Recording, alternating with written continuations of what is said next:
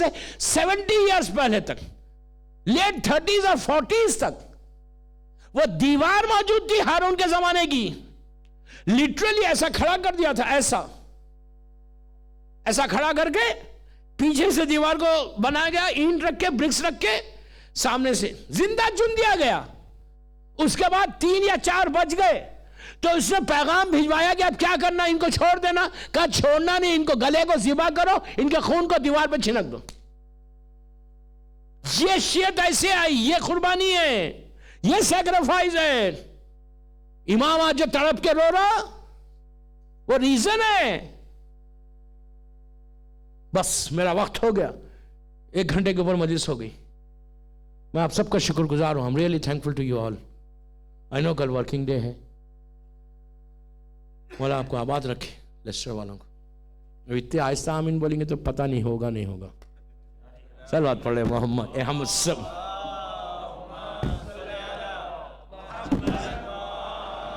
मौला खुश रखे, आप सबको खुश रखे।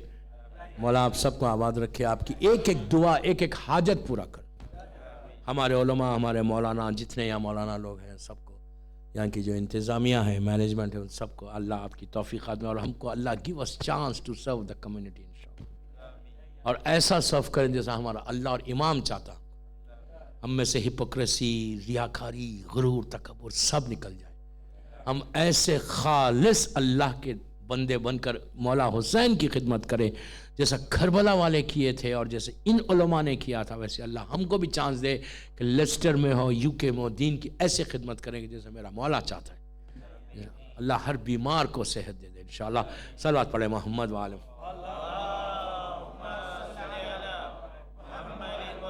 दोस्तों, ये सब जुल्म तो अपनी जगह पर था, लेकिन जो जुल्म खानदान अहले बैत पे हुआ, उस जुल्म का तो कोई हिसाब ही नहीं।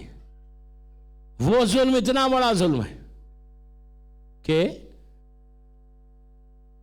छोटे छोटे बच्चों को ज़िबा कर दिया गया वहां पे। ऐसा ज़िबा किया कि मां को भी यकीन नहीं आया कि इतना छोटा बच्चा भी ज़िबा हो सकता।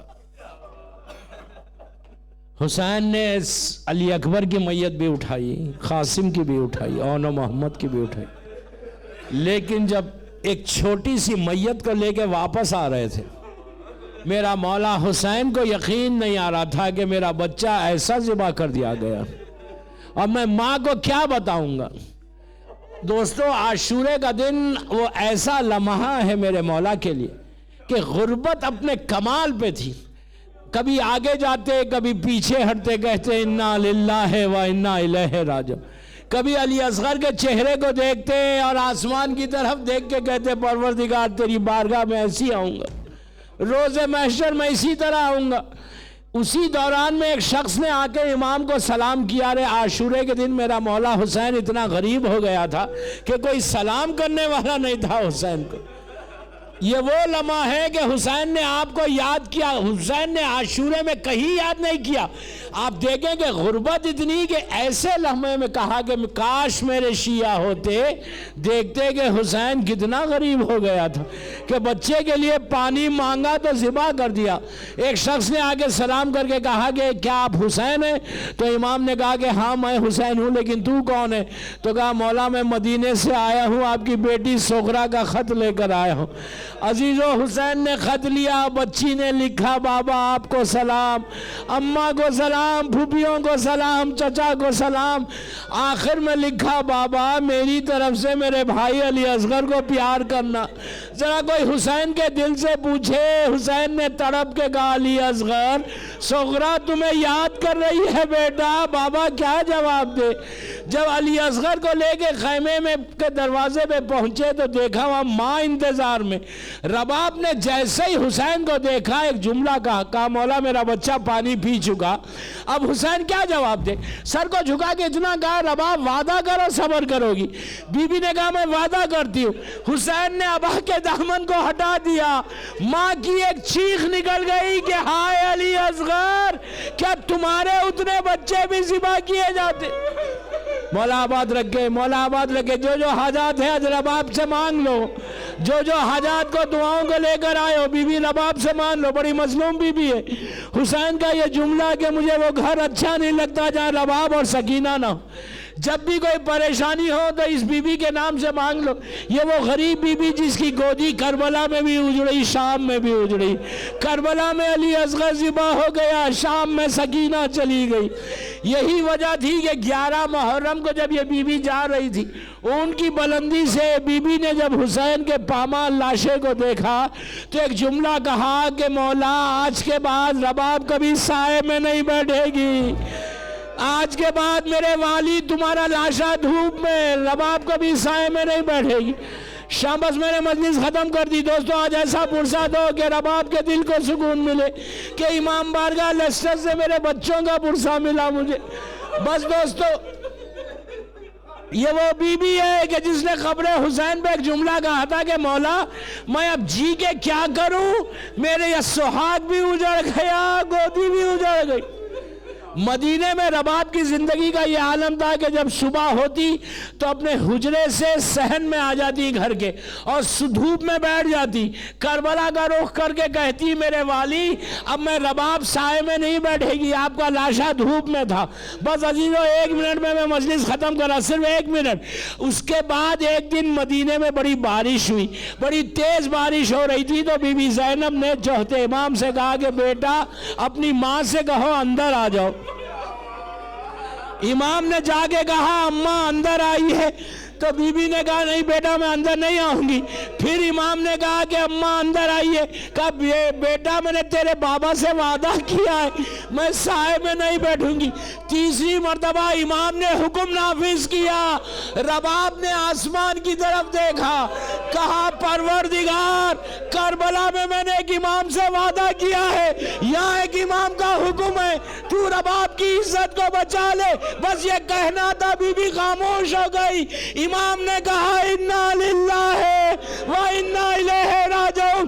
फूफी अम्मा बाबा के पास चली गई। अजीजों बीबी रबाब के पहलू में गठरी थी जो शाम से लेकर आई थी, सीने से लगा के रोती थी। वो गठरी खोली गई तो उसके अंदर अली असगर के झूले की जली हुई लकड़ियां थी जो माँ सीने से लगा के कहती थी मेरे अली असगर तुम भी नहीं रहे बेटा, वो तुम्हारा झूला भी जल गया, माँ किसके सहारे जिंदा।